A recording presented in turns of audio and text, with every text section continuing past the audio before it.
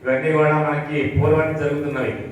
కాకపోతే దానికి మెరుగుదిద్ది చేస్తున్నారు. దీంట్లో భాగంగా మనం ఇప్పుడు చెప్పుకునే మాట ఏంటంటే, యుధిష్ఠిరుడైనటువంటి ధర్మరాజు అనేటువంటి వాడు రాజసూయాలని ఎవరున్నారు, కృష్ణ పరమాత్మగా ఏమన్నారు. అయితే కృష్ణ పరమాత్మ ఇవాళ ఎవరు చెప్పారు, భీష్ముడు చెప్పాడు. భీష్ముడు అంటే అనన్య సామాన్యుడు. అతన్ని మనం అంచనా వేయలేం. భారతం మొత్తం పుస్తకం తీసుకుని చదివితే భీష్ముడు యొక్క గొప్పతనం చెప్పుకోవడానికి వీల్లేదు అనమాట. అంత గొప్పవాడు భీష్ముడు. సరే, తన యొక్క అన్ని మానుకొని ఆ వంశాన్ని వృద్ధి చేయడం కోసం వచ్చాడు అన్నమాట భీష్ముడు. పుట్టినటువంటి అందుకు పుట్టాడు. అయితే అందుకనే ఆయన చివరి దశలో కూడా, ఆయన చివరి వరకు కూడా కృష్ణ పరమాత్మ అంటే ఆయనకు అపరిమితమైనటువంటి ఇష్టం.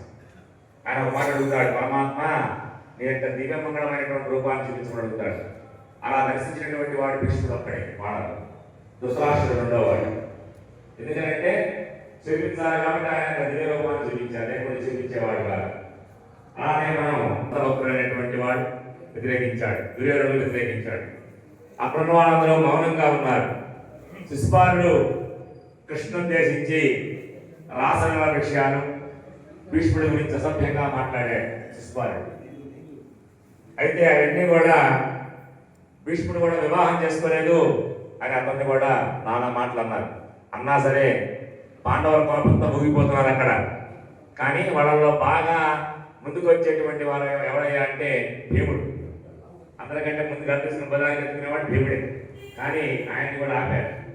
ఆపి మునుడు యొక్క తర్వాత త్రేతాయుగంలో రామరణ్యవాసానికి వెళ్తుండగా దండకారణ్యంలో ఒంటికారుగా తపస్సు చేసేటువంటి వాళ్ళు, పొరవేడిలో తపస్సు చేసేటువంటి వాళ్ళు, గాలిని మాత్రమే తపస్సు చేసేటువంటి వాళ్ళు, భగవంతుని మనస్సు లగ్నం చేసేటువంటి వారి రాముడు వస్తున్నాడు.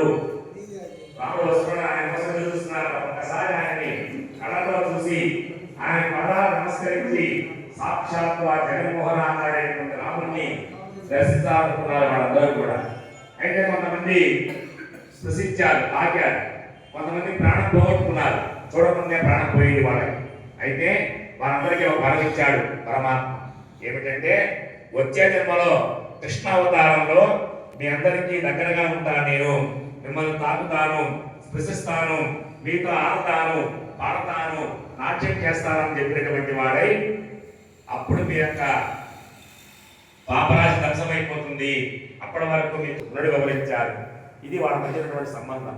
కృష్ణుడికి గోపిక మనం చెప్తూ ఉంటాం. మనకి ముఖ్యంగా చెప్పుకునేటువంటి వాళ్ళలో ఒక్కడున్నాడు, కరుడైనటువంటి వాడు. కవచకొండాలతో పుట్టాడు, ఆ కవచకొండాలను అపహరించారు అని చెప్తూ ఉంటుంది కథ అంతా కూడా. గత జన్మలో అతను సహస్ర కవచమైనటువంటి రాక్షసుడు కర్ణుడు. అన్ని కవచాలు ఓడగొట్టారు. నరనారాయణుడు ఏకమై, నరుడు నారాయణుడు ఏకమై అన్ని కవచాలు ఓడగొట్టారు. అంటే 1000 కవచాలు ఒంటి మీద 1000 కవచాలు ఉన్నాయి, అన్ని ఓడిపోయినాయి, ఒక కవచం మిగిలింది. నరనారాయణ భూమి మీదకి వచ్చాడు. ఈ కారణంతో సహస్రపతి రాక్షసులు చంపడం కోసం వచ్చినటువంటి వాళ్ళే నరనారాయణుడు, కృష్ణార్జునుడు. దీంట్లో అక్కడ ఏమి శాస్త్రబద్ధమైనటువంటి విషయం, కాసేపు ఆగమన్నాడు, కవచం తీసుకున్నాడు, ఇవన్నీ ఏదో మాటలు చెప్పుకోవడానికి. పుస్తకం తీసుకుని చదివితే దాంట్లో న్యాయేన మార్గేణ మహింస గోబ్రాహ్మణ